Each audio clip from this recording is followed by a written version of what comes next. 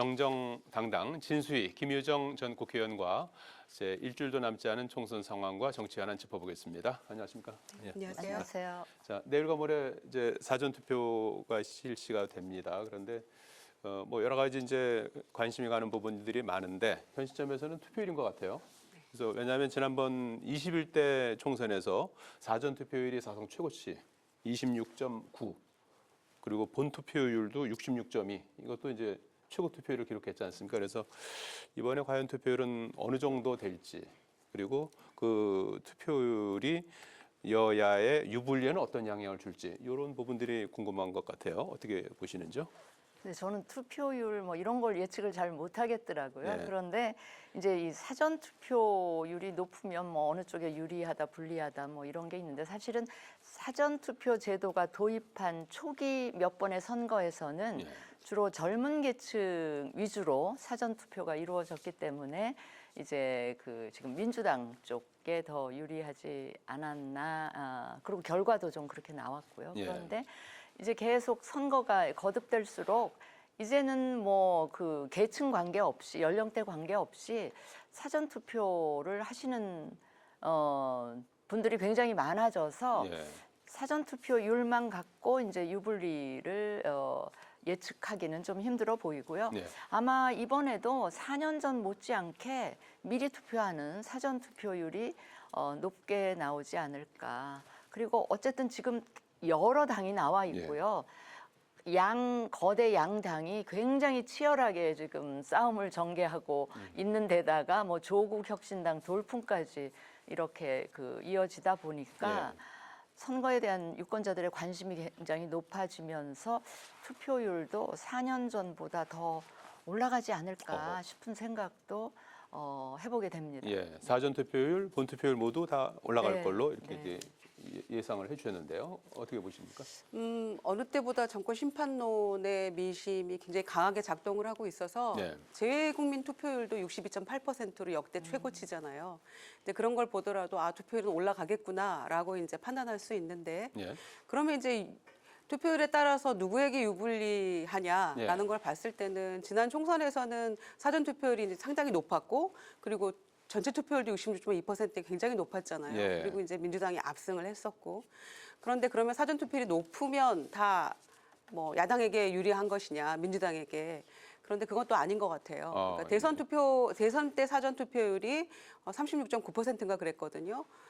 굉장히 높았죠. 역대 사전 투표 중에서 가장 최고치를 기록했는데 결국에는 이제 민주당이 대선에서는 패배했잖아요. 그래서 사전 투표만으로 이제는 이게 이제 한 10년 정도 도입한 지 되다 보니까 사전 투표를 한다는 것에 많이 이제 적응을 했고 국민들이 이제 미리 어차피 투표할 바에는 사전 투표하자 이런 식으로 이제 각인이 된 것 같아서 그 투표율에 따라서 어디가 유리하다라고 딱 잘라서 말하기는 어려운 것 같아요. 네. 다만 다만 사전 투표율이 높으면 본투표를 견인하는 효과는 있는 것 같아서 이번에 양 당이 모두 사활을 건 사전투표 홍보를 하고 있는 것이고 내일 전부 다 이제 하겠다는 거잖아요. 이재명 대표도 카이스트 그 학생들과 함께 중원에서 상징적으로 이제 사전투표 하겠다는 거여서 사전투표율이 본투표율도 자극하게 되고 아마 또 투표율을 견인하면 야당에게 조금 유리해지지 않을까 결과론적으로 그런 생각들, 희망들 갖고 있는 것 같습니다. 근데 투표율이 높으면 결국은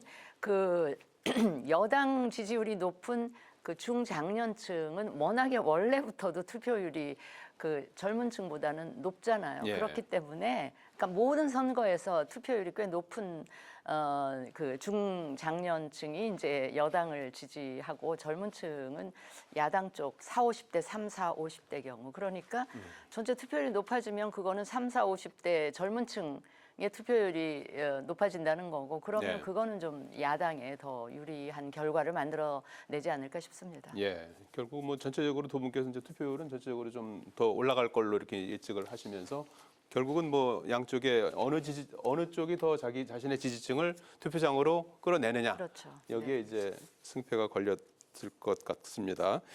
한동훈 위원장이 어제로 취임 100일을 맞았습니다. 서서 죽겠다는 각오로 임하고 있다는 한 위원장. 이제 엿새 뒤면은 정치 인생의 첫 번째 성적표를 받아들게 됩니다. 그동안에 뭐 총선 챔페론 이런 그 위기감도 있었고 또 원톱 한계론 이런 부분들도 이제 거론이 됐었고 또 일각에서 홍준표 시장 같은 경우에는 선거도 안 해본 초보라면서 대권놀이 언급하면서 견제구를 또 날리기도 했습니다. 자, 엿새 뒤에 그 선거 결과에 따라서 한동훈 위원장의 운명 어떻게 예상하시나요? 그 지금 사실은 이게 한동훈 위원장은 정치 경험, 선거 경험이 전혀 없는 상태에서 예. 이 전국적으로 치러지는 선거에 지금 투입이 됐는데 그것도 원탑으로. 예.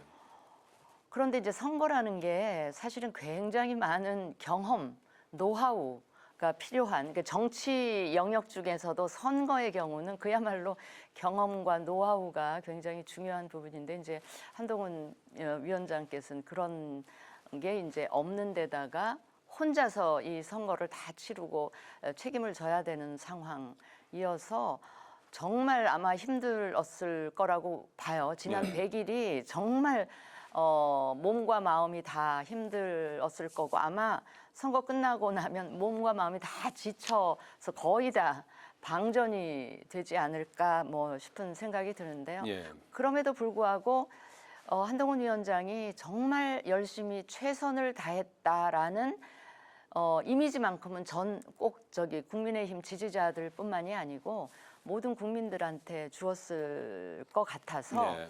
성적표가 설사 좀 신통하게 그러니까 좋게 나올 수도 있지만 신통치 않게 나온다 해도 그 책임을 한동훈 선대위원장, 비대위원장께만 묻기는 좀 힘들지 않을까 뭐 그런 생각도 해봅니다. 예, 네. 그 결과에 따라서 이제 성적 평가가 좀 달라질 수 있는데 전체적으로 한동훈 위원장이 최선을 다했다는 것은 분명하다. 네, 네. 이렇게 이제 평가를 해주셨고 이재명 대표도 이제 어제에 이어서 오늘 부울경 지역을 찾아서 영남권 표심 잡기에 나섰습니다. 그리고 오늘 부산역에서 투표지는 종이로 만든 탄환이다 하면서 또 투표율 좀 끌어올리기에 좀 안간힘을 쓰는 그런 모습을 보여줬는데요. 이재명 대표 같은 경우도 엿새 뒤 총선 성적표에 따라서 운명이 어떻게 달라질까요? 죄송합니다. 굉장히 어려운 가운데 네. 또 공천 파동도 겪으면서 이제 선거를 치르고 이제 당장 뭐 내일 사전투표 날이니까요. 이제 거의 마지막으로 달려가고 있다고 볼 수 있는데 그 결과에 따라서 그리고 이제 민주당만의 온전한 의석수가 예. 이제 중요하죠. 이재명 대표에 대한 평가를 논할 때는. 그래서 민주당 자력으로 몇 석을 차지하느냐의 결과에 따라서 대표의 리더십이 이제 달라질 것 같아요. 예. 또 공천 파동을 겪으면서 여러 가지 이제 안 좋은 여론도 있었기 때문에 그것을 헤쳐갈 수 있는 동력을 얻을 수 있을 것인가 아니면 또 비판이 여전히 남아 있을 것인가는 자력으로 몇 석을 얻느냐에 달려 있다고 생각하고요. 예. 그래서 이제 영남 지역에 또 오늘 또 이제 내려갔는데 바로 엊그제 이제 한동훈 위원장이 또 부산이랑 이렇게 한번 훑고 또 올라왔었기 때문에 예.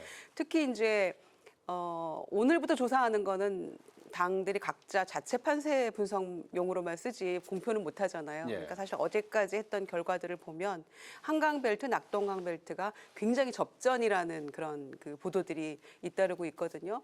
그래서 낙동강벨트도 지금 부울경이 의석수가 40개인데 지금 우리가 민주당이 7석 가지고 있거든요. 예. 그런데 예상외로 막 접전 지역이 있는 거예요. 이를테면 울산의 남구갑 같은 곳은 예. 굉장히 국민의힘이 텃밭인데 막 접전 양상을 보이고 있고 또 수용구도 지금 말하자면 어부지리 격으로 민주당이 지금 또 괜찮을 것 같고 막 이런 양상들이 보이고 있기 때문에 창원도 또 분위기가 예전과 달리 좋아지고 있다 이런 얘기 나오고 있어서 오늘 가서 이제 그 심혈을 기울여서 또 그 영남 지역에 또 공을 들이고 있는 모습인데요.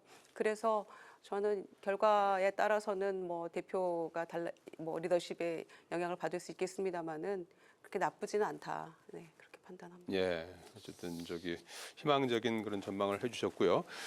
그 진수희 의원님께서 보시기에는 가장 주목되는 격전지는 어디를 꼽으시나요? 지난번에는 중구 송동 갑을 이제 예를 들어 제 주셨는데요. 개인적으로는 예. 이제 그 지역은 계속 이제 주목해서 보고 있고요. 예, 국민의힘 당 쪽에서 지금 가장 신경이 쓰여질 만한 지역이 저는 부산, 울산, 경남 지역이지 않을까. 예. 그 중에서도 특히 부산 지역에 조금 아까 우리 김유정 의원이 언급을 하셨지만 정말 이 국민의힘의 텃밭 중에 텃밭이라고 하는 몇 군데가 지금 굉장히 출렁이고 지금 표심이 안 좋아온 걸로 예상이 돼서 예.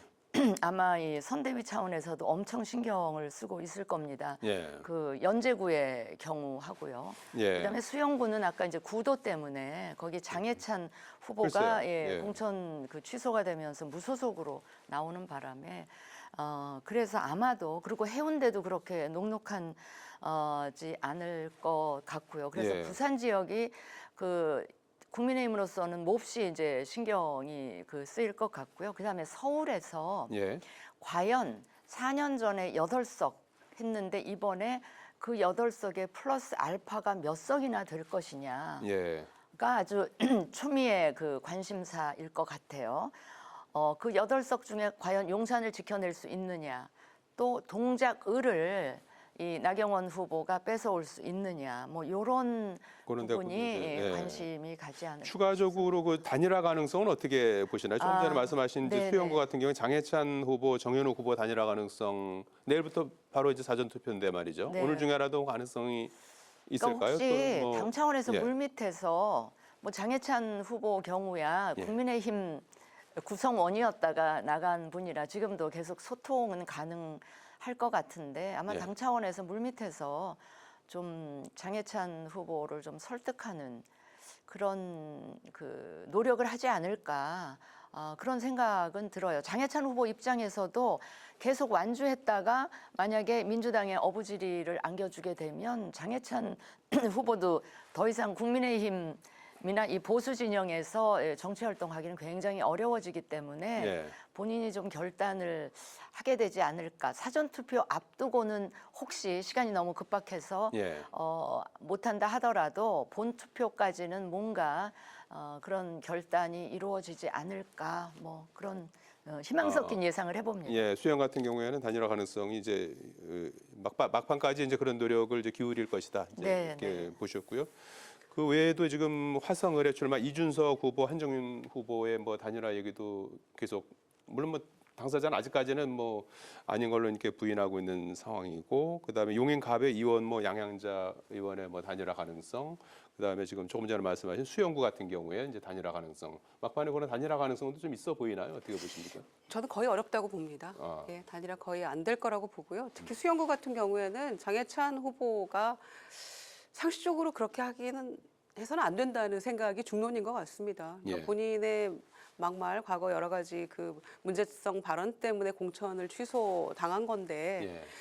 사실 단일화하자 이렇게 얘기하면요 모든 후보들이 생각합니다. 나를 중심으로 단일화 이렇게 생각을 하거든요. 그러니까 단일화 제안을 했으면 나로 단일화하자 지금 이런 취지로 얘기를 하는 것 같은데 정현욱 후보 전 응답도 안 하고 있고 각자 갈 길 가자 이렇게 하고 있어서 내일 사전 투표인데 오늘까지 안 되면은 뭐 투표용지는 이미 나와버렸습니다만은 그 투표소 안에 뭐 안내문도 못 붙이거든요. 오늘까지 결론이 안 난다면 그래서 사전 투표율이 상당히 높을 걸로 예상이 되는데 오늘까지 뭐 별 얘기가 없으면 이건 이미 물 건너간 이야기다라고 생각하고요. 예. 다른 지역 마찬가지입니다. 개혁신당이 지금 어떻게 해서 당을 만들어서 탈당을 해서 이렇게 여기까지 왔는데 그거를 국민의힘 후보와 단일화를 논의한다? 이거 자체는 어불성설이라고 생각하고요. 예. 그래서 소위 범여권 안의 단일화는 저는 이미 어려워졌다라고 판단합니다. 예. 제가 장해찬 후보의 경우를 아까 예를 든 거는 장해찬 후보랑 뭐 여론조사 방식의 단일화를 한다 그게 아니고요. 네. 장해찬 후보를 설득해서 좀 포기를 시키는 그 가능성이 조금 남아있지 않을까. 그리고 장해찬 후보로서도 아직까지 국민의힘에 대한 애정이나 아마 그런 거는 굉장히 강하게 남아있을 거라서 예. 그런 당 차원의 아주 그냥 뭐라 그럴까 설득이 먹힐 수도 있지 않을까 하는 본인은 뭐 당원 희망을 해봅니다. 투표하자 그러면서 이제 그 상대방한테 유리한 그런 그 방식을 네. 이게 권유하는데 그 말도 안 되는 더 게 이상 뭐 물러나라고 할 수 있을까요? 예. 탈당한 상황에서 뭐 당원 투표하자는 제안도 예. 그 말이 안 되는 것 같고요. 제가 보기에는 그냥 장해찬 후보 쪽에서 예. 좀 포기를 하는 방향으로 당이 좀 그 설득을 강하게 해 예. 주면 막판에 좋겠다. 이제 네. 각 지역별로 이제 그 네. 단일화 움직임 이런 부분들도 이제 조그만 이제 변수들이 될 수 있을 것 같고요. 계속해서 이제 막말 논란 이어지고 있습니다. 결국 이제 국민의힘이 수원정의 김준혁 후보 뭐 이대생 성상납 발언 등 뭐 몇 가지 막말이 있었는데요. 관련해서 고발했고 또 2대 그리고 한국여성단체협의회까지 나서서 김준혁 후보 사퇴를 요구하고 있습니다. 또 이 와중에 이재명 대표가 또 나배 발언 나경원 후보를 일컬어서 이제 그 나경원 후보 이름하고 이제 아베 전 총리 이렇게 이제 섞어서 만든 이제 멸칭인데 이제 이런 발언을 해서 또 논란이 되고 있거든요. 그래서 선거 막판에 나오고 있는 이제 막말 논란 이 부분은 표심에 어떤 영향을 줄까요?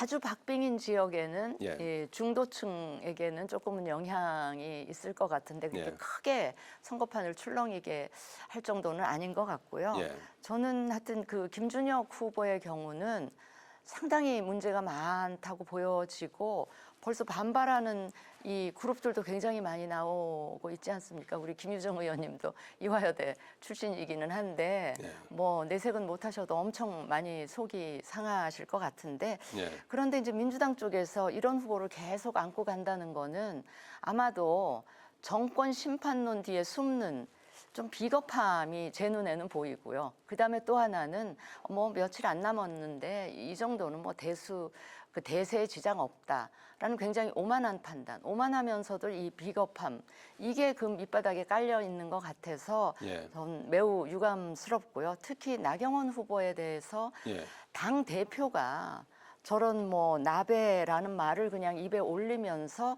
상대 여성 후보를 비난에 가까운 이야기를 하는 거는 정말 이 선거판의 수준을 당 대표가 앞장서서 저는 끌어내리는 거고요. 저 나베 말고도 또 그 저기 뭐야 다른 발언들이 냄비 뜻이 이를 예. 뜻하는 뭐 그런 의미로도 막 쓰고 하기 때문에 진짜 이재명 대표는 이재명 대표의 여성관이 저는 의심스러워요. 예.